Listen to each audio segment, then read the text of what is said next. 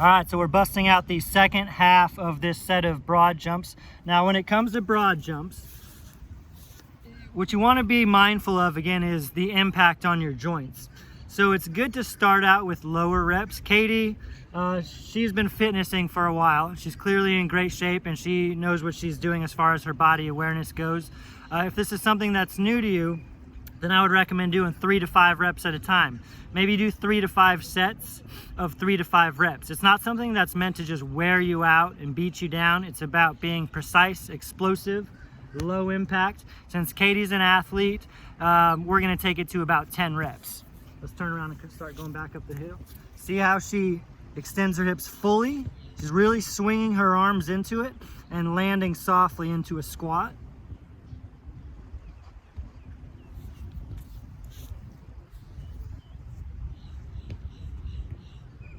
Get 3 more.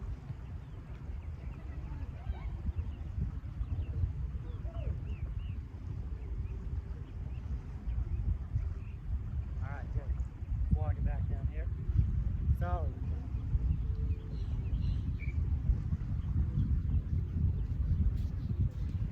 So just to reiterate, the fun part is jumping hard and fast, feeling explosive and athletic, but the more important part is the deceleration and the eccentric loading and learning how to take an impact gracefully so you don't beat yourself up. We're gonna move on to a single leg, straight leg, alternating deadlift here. And this is a double-headed monster because we're focusing on stability, so you have to control and balance yourself. But we're also loading the hamstrings and working on developing the posterior, glutes and hamstrings. So let's reach your fingers down by your toes. And see how her back foot is really up, creating a balanced teeter-totter. And what she's doing with alternate feet is leading with that back foot, leading with the hips, keeping the hands close to her feet, and then pulling herself up, not by pulling with the lower back, but by thrusting the hips forward. So that's very important. Very important to focus on loading the hamstrings and then extending the hips to stand up rather than dumping forward and loading the back. And this is something where you'll know if you're doing a good rep or a bad rep, because if you fall off balance, that means you kind of dumped forward into your toes. Or if you start to feel it in your lower back, that means you're pulling with your lower back instead of thrusting with the hips and pulling with the hamstrings. Let's get about 4 more. Now, this is performance-based. Kaytie's got great body awareness and stability, but inevitably the limiting factor here is keeping your control. So if fatigue accumulates to the point where you're falling off balance, you want to cut it right there, nip it in the bud. We only want good quality practice. We want optimal practice, not maximal practice. So that could be anywhere from 3 to 20 reps, so, or 6 to 20 reps, 3 on each side to 10 on each side, based on how you're performing. So, okay, he's doing pretty well. Let's get 1 more after this.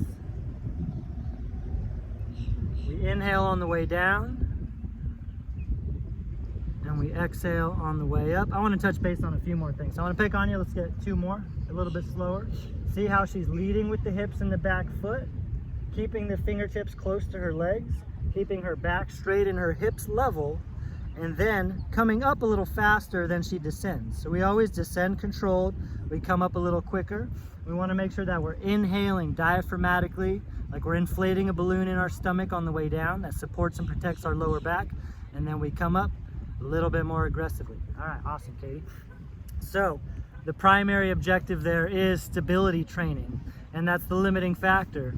So you need to go as slow as you need to go to be able to execute them with control. If you're just dumping forward, touching the sand or touching your floor or whatever and coming back up, you're really not getting the benefit of hinging at the hips, which is a very important, probably the most important movement pattern for runners, is the hip hinge and extension, because that's what you're doing. That's what's propelling you forward when you're running, is the hip flexion and extension. All right, so moving right along, let's take you up to this ledge up here. What we're gonna bust out now is a long stride step up. Now, speaking of hip extension, that is the focal point on this. Physically, The capacity we're looking to develop here is called starting strength. That's where you have to recruit your muscle fibers aggressively and simultaneously recruit a lot of muscle fibers from a dead stop, from a standstill with no momentum. Let's see if I can find a good spot for you. Don't worry guys, I'll figure tripods out someday. There we go. All right, a long stride step up. Go and start practicing, Kaytie. And see how on this step up, it's much different than a normal step up because she's exaggerating her descent and eccentric phase. And by exaggerating that step back, that's what makes it a long stride step up. And it takes a lot of muscle recruitment. It takes a lot of force production to swipe with her front leg and carry her entire body back up onto the ledge, both without pushing off the back leg and without springing into it. So I'm gonna go pick on her a little bit here, and so you can see exactly how we dial it in. Coming for us.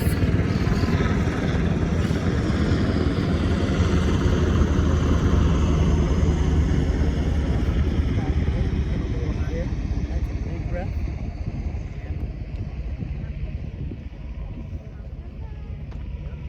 I'm gonna pick on Kaytie now. I'm not gonna let her push off the back leg. She's gonna feel the difference right away. So I'm gonna block her knee here so she can't spring off the back leg. Take a big breath. Push. Oh yeah, a lot harder to get up there. That's a good thing. So you can see how much more force you have to produce to strictly use the top leg as opposed to springing off the bottom. Block it again, big breath. And there we go, keep going, let's get 4 more. And so by taking that exaggerated long stride back, we open the hips up more. You're getting more hip extension and hip flexion. You're stretching and lengthening the psoas and the quads in the rear leg, and you're loading the hamstrings, like a weatherman here, the hamstrings in the front leg. And so this long exaggerated hip extension has a lot of carryover. Let's get 2 more. A lot of carryover to not only running but sprinting as well, because the faster you run, the more you've got to open your stride up and cover more ground in less repetitions or less strides. It's also notable that this type of a starting strength exercise is just as much of a core exercise. How's it feel? Hard. Look good. It's just as much of a core exercise as it is a leg exercise. You really got to brace your abs right when you pull and drive with the front foot. So put your brain in your abdominals and in your breath just as much as your legs. All right, we're gonna move into, let's come down here, we got some flatter ground. Gonna move into a lunge combination where we're adding some frontal plane movement. That's lateral movement, the frontal plane. I'm gonna give you a view of the water here, if that doesn't just, nope. All you see is our silhouette then. You can do like this. Yeah. Kaytie's full of all kinds of capital ideas. So what we're doing here is a lunge combination where we're combining a side lunge to load the glute medius, the outside of your hips, and a reverse lunge. We're gonna do it on the same leg or for the same leg initially, so we're focused all on the right or left side and then all on the left or right side. So let's start with your left leg, Kaytie. She's gonna do a side lunge. See how she sits back, that foot's flat, pushes herself back up into place, and then she wants to do a reverse lunge for the left leg, which means she's stepping back with the right leg. So you switch which leg you step with. She steps out with the left leg, loading the left leg, push, then steps back with the right leg so she can load the left leg, which is in front now. Now this is very beneficial for runners because adding this frontal plane movement in where you're stepping to the side, that frontal plane movement, usually you're running in a straight line from front to back. Even if you're in the woods and you're running around stuff, you're generally moving in the sagittal plane, moving forward. Now when we add some lateral movement and develop our hip stabilizers, our hip abductors, and ankle and knee stabilizers with some lateral motion, that's absolutely wonderful for injury prevention. And so that side to side movement makes your hips and your ankles and knee joints more structurally sound. And adding structural integrity to that, nice switch. Adding structural integrity to your joints, that's injury prevention. So not only is this a great exercise To use for hypertrophy. It's a hamstring developer, it's a booty builder, but really wonderful for ankle, knee, and hip injury prevention. So every 1 repetition is actually like 2 reps. You're doing a side lunge and then you're doing a reverse lunge. Both of those together counts as 1 rep. I would recommend doing 5 to 12 reps on each leg, and start with 5 and then work your way up over time. So you might start with 3 sets of 5 reps on each side, and you might complement that in a future training session by maybe you're doing 2 sets of 10 reps on each side. Play with the volume, and remember that technical proficiency is the most important thing. And just like anything that's big and compound and multifaceted and layered, there's a learning curve to things. So practice makes perfect. Certainly an exercise that you can add a load to. However, you want to make sure you can do 10-12 reps on each leg in a uniform manner before you go adding an external load. And then you won't be able to walk. And then you won't be able to walk. But then you'll be walking better once you recover. So let's demo real quick, Kaytie. 1 more on each leg. Scoot up here a little closer. Can we go sideways? Sure. So notice how when she steps to the side, she sits back like a squat. From the profile, it looks like a squat. Hips are coming back, foot's flat. She pushes hard with the glutes, outside of the glutes. And as she steps back, she's loading the hamstrings, playing weatherman here, in the front leg. And then she swipes the ground to pull herself forward. Let's do one on the other side now. These are both a hip extension. So every time she locks her hips out of the top, she squeezes her glutes, clench the glutes. Yep. It's a big step back. Pull yourself forward. Boom. All right. Awesome. So next up, let's move on to kind of an agility and stamina exercise. This can also be seen as a plyometric exercise. It is, but we're doing it for a little bit of lower body stamina and agility. Again, that's kind of synonymous with injury prevention. We're working on decelerating, landing lightly, but now in a multi-direction type of manner. So you see I've got some official beach swirlies out here. We've got 4 markers creating our figure 4, kind of like a dice. And what Kaytie's gonna do, an X hop, you hop in an X fashion. You go forward, side, backwards, and back to the middle. We always jump diagonally forward first, then sideways, then back diagonal, and then sideways back to where we started. Let's keep that going 5 times through. So this is number 2.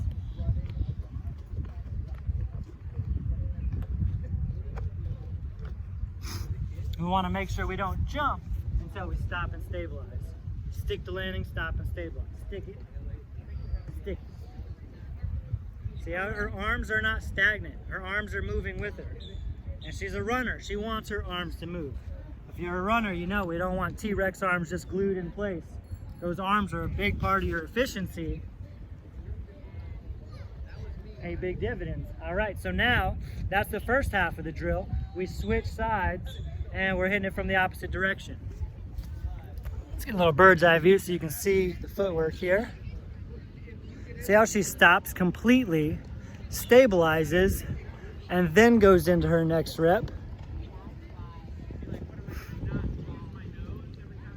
Arms are moving. She lands in an athletic position. She's not just landing standing up straight. She's landing with her knees bent in a partial squat, like she's playing defense. Let's get one more time through. And boom. Solid. So that's an X drill. I've got these dots about 2 paces apart from each other. You can progress this with volume. Again, it's for stamina. So we started with 5 times through the X hop in both directions, which would be like 10 reps total or 10 cycles total. Yeah, that took us about 30 seconds each way. You could do this for time or for specific volume. So maybe you go up to 10, 15 times through, working a little more stamina, or maybe you do it for time. Do it for 1 minute at a time, then switch directions 1 minute the other way. I would do it for no more than about 2 minutes each direction though, because that'd be 4-minute set. And since we are trying to work stamina, not endurance, and we don't drift up to several minutes and beyond. It should be a few minutes long. All right, the last exercise we're gonna share with you is, what was it? It was the abs. The Russian bicycles. So this is a core exercise where we're combining Russian twists, which is that V up, kind of seated V up position where we're twisting and using the obliques, with good old fashioned bicycle crunches. And you'll see what I mean when I say that we're combining the two. All right, a Russian bicycle. So she's got the transverse plane, the rotational aspect going on, moving everything from the belly button up. So the entire spine is twisting as one unit. She's touching both hands to the sand or the ground on each side, so her shoulders twist as much as possible. And the difference here is that she's moving the legs as well. See how the legs are moving like she's doing a bicycle crunch? And she's twisting towards whichever leg is on top. Keep it going, you feeling it? Let's get 5 more each way, and then I'm gonna give you another set. There's 2, and 3. We make sure to touch with both hands to ensure that we're twisting the entire upper body. Now, with something like this is really an all-encompassing core exercise. It's hitting your lower back, it's hitting your hip flexors. Strengthening the hip flexors is super important for runners as well. It goes both ways. Hip flexors, we want to strengthen them because you use them a lot when you're running, but you want to make sure you stretch them and lengthen them because they can get tight. So that being said, before we bust out a second set of our Russian bicycles, let's flip it over and do kind of a yoga pose, Sphinx pose, where we're down with our hips on the ground, elbows are under your shoulders. Now this is a good stretch for the abdominals and the hip flexors. Let's go palms down against the ground. See how our elbows, it's going to keep them on the ground, are stacked right below the shoulders. Engage the glutes, relax the belly button, kind of grip the ground and pull your elbows towards you, and that amplifies the abdominal stretch. What helps is definitely sending your breath to your midsection, to your abdominals, like you're inflating a balloon under your belly button. When you inflate there, can you feel that stretch down the front side even more? Let's get 3 more breaths.